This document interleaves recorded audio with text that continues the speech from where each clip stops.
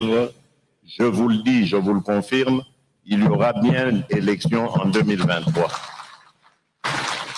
Je suis issu d'un moule dans lequel on m'a forgé pour les élections. Les élections sont le seul, pour nous, le seul thermomètre qui peut indiquer la bonne marche d'un pays.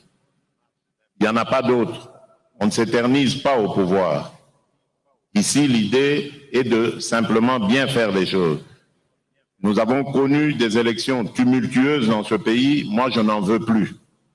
Je veux que si demain nous organisions des élections, il n'y ait plus de contestation. On n'ait plus une ribambelle de candidats à la Cour constitutionnelle ou ailleurs en train de brandir leurs preuves d'élection ou de ceci et cela. Ça ne va pas. Donc vous devez réfléchir à nous donner un processus électoral qui soit crédible, qui soit clair et qui puisse permettre à tous ceux qui sont élus et ceux qui ne le seront pas d'avoir la même lecture. Et pendant ce temps, en parallèle, le processus électoral va devoir continuer son bonhomme de chemin. En plus de cela, il y a eu ce fameux débat sur le recensement, l'identification de la population, mais ce n'est pas un prétexte, rassurez-vous, pour ne pas organiser les élections. J'ai parlé et rencontré plusieurs spécialistes en matière électorale qui m'ont dit et certifié qu'il y a moyen de faire ces deux choses de manière concomitante pour avancer. Nous avons besoin dans notre pays de savoir qui est congolais, qui ne l'est pas. Nous avons besoin dans notre pays de savoir combien de Congolais vivent dans notre pays, combien sont à l'étranger. C'est une chose qui est tout à fait normale parce que cela permettra d'organiser notre développement et d'aller vraiment aux besoins des populations. C'est quelque chose de primordial lorsqu'on veut aller loin avec un pays. Donc, ne vous laissez pas manipuler par ce genre de discours qui consiste à faire croire qu'il y a anguille sous roche. Les militants sur les réseaux sociaux et les pseudo-journalistes, laissez ça à ceux qui font ça. Nous ne sommes pas venus là où nous sommes pour continuer de militer, non. Maintenant, nous devons regarder les choses avec réalisme. On ne doit pas se laisser entraîner dans de la manipulation, qu'elle soit nationale ou internationale. Il n'y a en nous aucune intention de fuir les élections, pas du tout. Nous allons les affronter comme nous l'avons toujours fait, la tête haute, et sûr d'ailleurs que nous réussirons. Je vois les choses qui peuvent ruiner les efforts de développement de ce pays, c'est notamment le tumulte, le tohu-bohu que l'on constate dans nos provinces. Ça devient insupportable. Aujourd'hui, pour un oui ou pour un non, un gouverneur est débarqué, un président de l'Assemblée provinciale est débarqué. Ça devient vraiment un capharnaüm qui fait que je ne crois pas de péréquation qui va leur permettre de se développer. Nous avons d'autres idées par rapport à l'agriculture, par rapport aux infrastructures, pour permettre à ces entités de... Est-ce que nous avons la même compréhension par rapport aux attentes de notre peuple? Ça devient vraiment infernal. Et je vous prie vraiment de vous pencher sur cette question parce que c'est sérieux. Nos provinces ne peuvent pas toujours être aussi instables. Surtout les provinces dans lesquelles nous avons à faire face en ce moment à des violences. On ne peut pas continuellement les déstabiliser. D'ailleurs, pour l'une d'entre elles, j'ai déjà même une idée, mais elle sera provisoire. C'est pour ça que j'ai besoin de ce gouvernement. Mais dans l'absolu, il faudrait vraiment que vous réfléchissiez à un mécanisme qui ferait que nos provinces vont demeurer stables, complètement stables. Il y a également une autre réforme qui me tient particulièrement à cœur, c'est celle des nationalités. Non pas que j'ai une autre nationalité, mais J'ai vécu longtemps à l'étranger, je connais ce problème. Nous avons milité de l'étranger avec des Congolais qui ont d'autres nationalités, mais qui sont Congolais et qui se battent pour le Congo de la même manière que ceux qui sont au pays, qui aiment le Congo et qui investissent de leur temps et de leur argent pour ce pays. Et je trouve que c'est injuste de continuellement comme ça les tenir à l'écart. Un Congolais, quelle que soit la nationalité qu'il ait acquise après les péripéties de sa vie, est de nature attachée à son pays, à son peuple.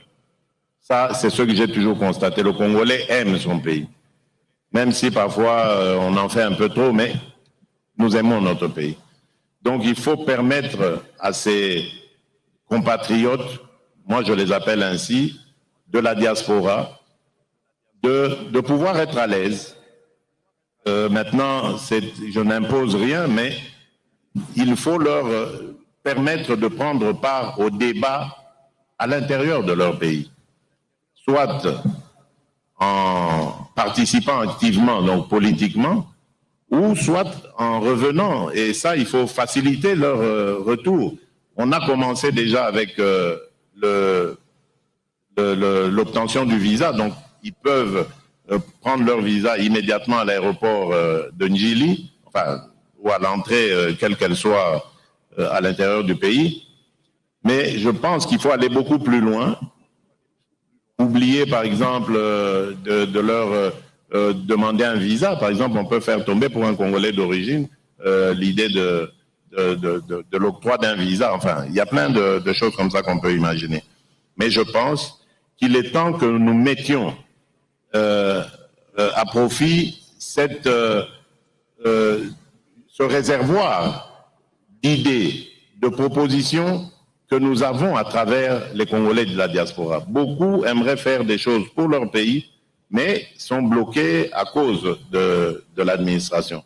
Donc je crois que c'est aussi important de voir les choses de cette manière. Donc je vais peut-être m'arrêter là. Nous avons beaucoup d'autres réformes à faire. Dans la justice, par exemple, nous voyons comment notre justice, malgré les premières réformes qui ont été faites, n'a toujours pas amélioré son image.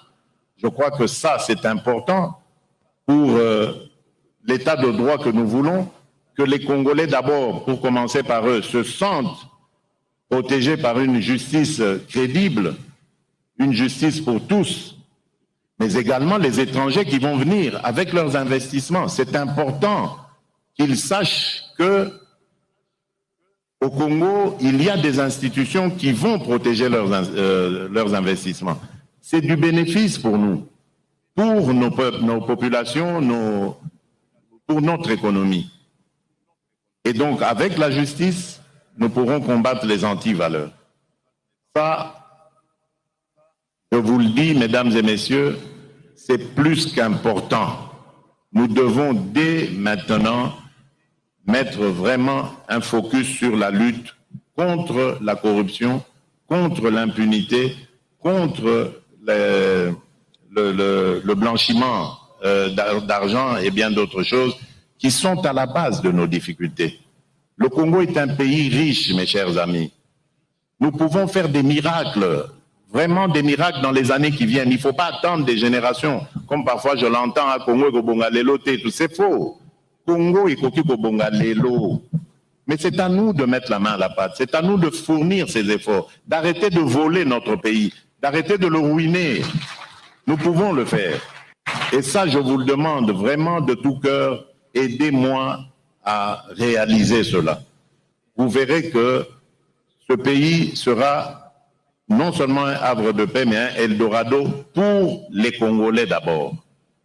Et nous pourrons même, tellement qu'on sera heureux ici, faire venir même des autres populations africaines pour vivre avec nous ici. Mais faisons cet effort, s'il vous plaît. Nous allons avoir un pays qui, je vous le dis déjà, du poste de pilotage où je suis là, le nombre d'intérêts qui se manifestent pour notre pays à tous les niveaux, c'est impressionnant. Et tout ça malgré l'image de guerre, de violence, de corruption que nous émettons jusque-là. Donc, il nous suffit d'éradiquer cela, et nous allons commencer à refuser du monde ici, à Njili, à Loano, à Goma, Kisangani et tout ça. Donc, on va refuser du monde. Tellement le pays est brisé, et nous avons nous-mêmes aussi intérêt à entrer dans l'histoire du monde, dans la gestion économique de ce monde, parce que nous avons du répondant. Nous sommes détenteurs dans notre sous-sol de près de ou plus de 60% des minerais stratégiques, ceux qui vont faire l'économie de demain, se trouvent ici au Congo. Mais si nous sommes distraits, vous savez ce qui risque de nous arriver? Mais on va nous faire une guerre ici, comme en Irak, comme en Afghanistan. Des multinationales vont prendre des pans entiers de notre pays et vont les diriger avec des seigneurs de guerre uniquement pour exploiter nos richesses. Et demain, quand il n'y aura plus rien, on nous abandonnera et nous ressemblerons à la Somalie. C'est ça qui risque de nous arriver si nous ne sommes pas vigilants. Notre pays est très riche, mais nous devons être d'abord, nous, les propriétaires de ce pays, et dire ce que nous voulons. Nous ne fermons les portes à personne, mais nous voulons que ceux qui vont venir ici tiennent compte aussi de nos desiderata. Ils vont se développer, mais nous, d'abord, nous allons développer le pays grâce à nos ressources, et nous allons faire la joie de ces investisseurs qui pourront aussi à leur tour se retrouver. Mais tout ça demande de la concentration, du sérieux.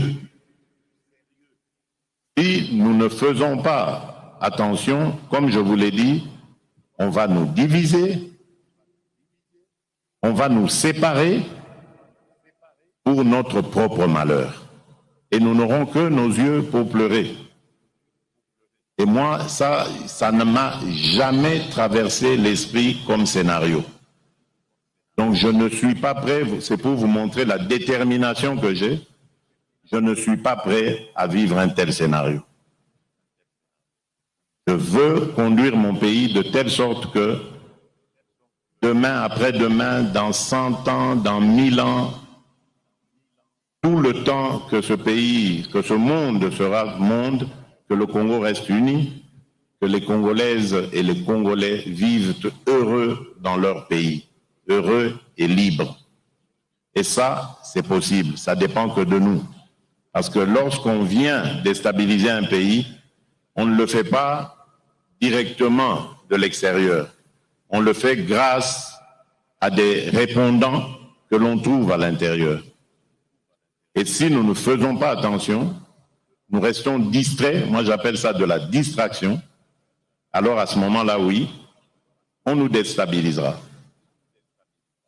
Mais battons-nous parce qu'il n'est pas question qu'on vive cela. Je sais que vous aimez chacune et chacun d'entre vous là où il est ce pays. Vous y êtes attachés comme moi et je sais que je peux attendre de vous la même détermination pour garder ce pays uni et le développer pour le bonheur de nos populations. Voilà, mesdames et messieurs, je crois que j'ai fait le tour de la question. Je ne sais pas ce qui est prévu après mon allocution, à part le fait qu'il y a un repas et peut-être une belle musique pour agrémenter celui-ci. Mais je ne sais pas si, comme la fois passée, il y avait des personnes représentant des groupes qui seraient désignés pour parler. Mais qu'à cela ne tienne, je tiens simplement à vous souhaiter bon travail pour l'investiture de notre gouvernement. J'ai appris que vous avez reçu vos copies. Donc faites le travail de l'examen de ces copies Et je vous félicite parce que j'ai entendu que lorsque le Premier ministre vous a reçu caucus par caucus, vous avez été très virulent dans vos analyses et c'est ça que j'attends de vous. Il faut ne ménager personne. Il faut agir dans l'intérêt de notre peuple. Ne ménagez personne. Lorsque vous voyez qu'il y a quelque chose qui ne va pas, interpellez. Faites votre travail. Moi, je vous encourage à cela. Il y a des députés qui m'ont écrit et je vous promets que je vous recevrai. Tout cela passera par le président de l'Assemblée nationale, bien entendu, parce que c'est par son truchement que j'avais reçu ces mémos. Je les recevrai, nous discuterons, il n'y a aucun problème. Je sais qu'il y a des députés qui sont déçus, dont les attentes ont été déçues. Je ne veux pas vous dire ici que je vous promets un poste ministériel parce que je n'en ai plus. Mais je ne veux que personne ne se sente abandonné, laissé en marge de cette action, de cette impulsion. Donc, on trouvera les voies et moyens pour que tout le monde soit dans la dynamique et que à chaque niveau qu'il ou elle se trouve puisse apporter quelque chose à l'action de l'union sacrée de la nation. Encore une fois, merci. Je vous rappelle que le peuple attend de nous des résultats. Souvenez-vous du moment où nous avons créé cette union sacrée, du moment où il y a eu des changements à la tête des deux chambres, du moment où il y a eu la nomination du Premier ministre. Vous êtes des Congolais, vous étiez au Congo lorsque tout ça se passait, vous avez vu la joie qu'exprimait notre peuple, et donc cette joie est équivalente aux attentes qui sont celles de ce même peuple. Et ces attentes sont tellement pressantes que nous n'avons pas droit à l'erreur. Malheureusement, nous arrivons à un moment de l'histoire où notre peuple a tellement vu des choses. Les manches, mettons-nous au travail, c'est ce que le peuple veut. Je vous remercie, que Dieu vous bénisse.